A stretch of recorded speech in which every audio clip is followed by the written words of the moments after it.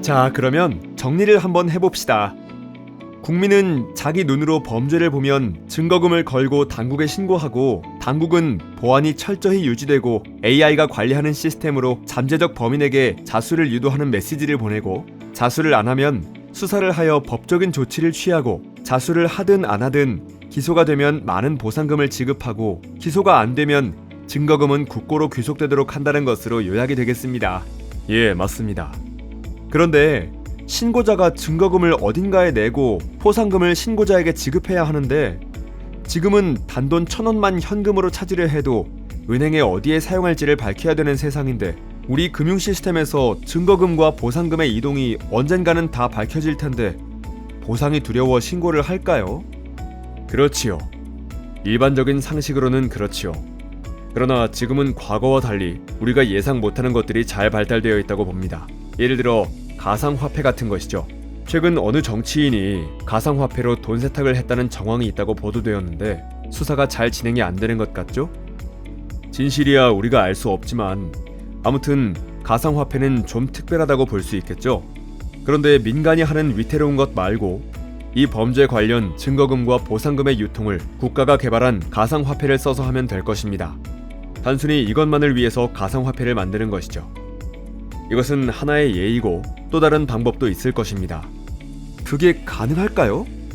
나는 IT에 관한 지식도 없고 블록체인 등의 기술과는 전혀 관계도 없는 사람이지만, 막연히 지금의 최첨단 기술을 동원하여 국가가 나선다면 이러한 기술 개발은 충분히 가능하다고 봅니다. 시스템이 잘 되어 그 과정에서는 흔적이 없이 관리가 되는데, 포상금 받은 사람이 흥청망청 쓰다가 본인의 잘못으로 알려지게 되어 보복을 당한다든가 그런 수도 있겠습니다. 그건 어쩔 수 없죠. 신고자 자신이 감당해야 할 부분입니다. 이 세상에 범죄가 엄청나게 많은데 포상금이 감당이 되겠습니까? 그렇죠. 다 할 수는 없죠. 좀 연구를 해봐야 하겠지만 일단 민사소송에 해당하는 것은 신고 대상에서 제외해야 할 것입니다. 그리고 형사건 중에서도 개인 간의 사기 사건은 제외해야 할 듯합니다. 국가와 사회에 미치는 영향이 큰 것들부터 해야 할 것입니다. 예를 들면 대공사건, 마약 범죄, 권력을 이용한 범죄, 성범죄, 범죄단체의 조직, 배임, 횡령 등이 되겠죠. 포상 금액을 설정하는 것도 어렵겠네요. 그렇습니다. 범죄를 유형별로 나누어 최고 포상금을 설정해 두어야 할 것입니다. 예를 들면 간첩 신고는 1,000만 원, 간첩단 신고는 1억 원, 마약 사범 신고는 1,000만 원, 마약 제조, 유통 관련 신고는 최고 10억 원, 부동산 개발 비리 신고는 한도 없음 등으로 신고 증거금은 그 최고액의 100분의 1보다 적게 되겠죠. 부동산 개발 비리 금액이 1,000억 원이라면 신고 증거금을 1억 원 정도 하면 포상금으로 100억 원을 탈 수도 있겠죠. 예를 들자면 그렇다는 것이고, 전문가들이 연구를 해야 할 것입니다. 경찰과 검찰의 업무가 엄청 늘어나겠네요. 처음에는 그럴 것입니다. 그러나 이 시스템이 정착되면 범죄가 줄어들게 되어 나중에는 경찰과 검찰의 규모를 줄여야 할 날이 올 것입니다. 가족을, 친구를, 지인을 신고하여 보상금을 받고 죄를 물리게 한다고 정의로운 사회가 된다고 볼 수 있을까요? 과정이 어떻더라도 죄를 지으면 반드시 벌을 받게 되는 사회, 그리고 그것이 두려워 죄를 덜 짓게 되는 사회가 되고 안전한 사회가 된다면 좀 더 정의로운 사회에 가까워졌다고 볼 수 있지 않을까요? 여하튼 획기적인 제언이네요. 많은 토론의 대상이 되겠습니다. 그런데 선생님께서는 집단 범죄에 대처하는 아이디어를 가지고 계신다면서요? 예, 몇 가지 아이디어가 있습니다. 어떤 것을 집단 범죄로 볼 수 있나요? 조직폭력배는 앞에 이야기한 일반 범죄 대처 방법으로 대처가 가능할 텐데, 여기서 말하는 집단 범죄는 예를 들면 중국에서 넘어오는 불법 어선들입니다. 한 대가 오는 것이 아니고 선단을 꾸려서 오죠. 그리고 불법 시위도 해당되겠죠. 그리고 요즘 문제가 되고 있는 정치인들이 거리에 거는 불법 현수막 같은 것들이죠. 어민과 정부가 골칫거리로 알고 국민이 안타깝게 여기는 불법 어선은 엄청난 예산을 썼는데도 근절이 안 되고, 이건 우리나라뿐만 아니라 세계적인 문제로 알고 있는데요. 어떤 퇴치 방법이 있습니까? 요즘 드론이 발달되어 있지 않습니까? 그리고 옛날에 식당에 가면 파리가 달라붙도록 천장에 들이워두던 끈끈이 있지 않습니까? 이 끈끈이 액을 적당한 점도로 조정하고 그것을 얇은 비닐봉투에 담아서 드론으로 어선에 떨어뜨리는 것입니다. 그야말로 끈끈이 폭탄이죠.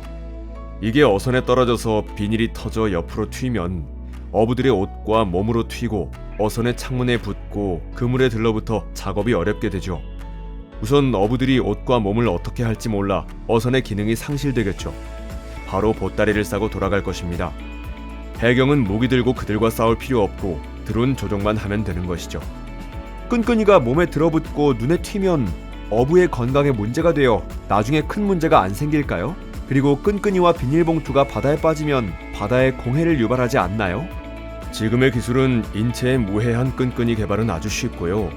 끈끈이와 비닐을 해양 생분해성 고분자 같은 것으로 개발하면 바다에 빠져 한 달도 안 되어 분해되어 버리는 그런 기술이 개발되어 있습니다. 그리고 약간의 피해는 그들이 감수해야죠. 불법 조업이지 않습니까? 한마디로 떡사바리를 만들어버리는 것입니다. 불법 시위는 어떻게 대처합니까? 비슷하죠. 사탕, 꿀, 조청, 물엿 등 식품으로 묽은 끈끈이 액을 만들어 드론으로 싣고 가서 농촌에서 드론으로 비료 뿌리듯이 불법 시위대 위에 뿌리는 것이죠. 이것이 불법 시위대의 머리카락과 옷에 닿으면 어떻겠습니까? 시위가 계속 되겠습니까? 전부 식품이니 인체 유해성은 걱정 없고 여기에 약간의 악취나는 냄새, 갈치 액젓 같은 것을 섞으면 시위 뒤에 귀가할 때도 전철이나 버스 안에서 문제가 되겠죠. 재미나네요. 그런데 이것 역시 시비거리가 안 될까요?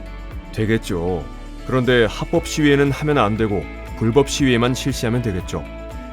그런데 나중에는 불법 시위장의 상공에 드론을 띄워 3분 뒤에 끈끈이 살포가 시작된다고 확성기로 방송을 하면 끈끈이 뿌리기 전에 시위대는 흩어질 것입니다. 경찰이 힘들여 진압할 필요가 없어지죠. 불법 현수막은 정말 보기 싫은데 정치인들은 여당이든 야당이든 안 붙이는 사람이 없고 엄청난 돈을 낭비하고 있는데 국민의 대표라는 사람들이 그런 짓을 저지르고 있으니 어떤 대책이 있을까요? 놀이동산이나 여름 캠핑장에서 물총 싸움 등에 쓰는 물총 있죠. 거기에 물과 검정 잉크를 섞어 현수막에 쏘는 것이죠.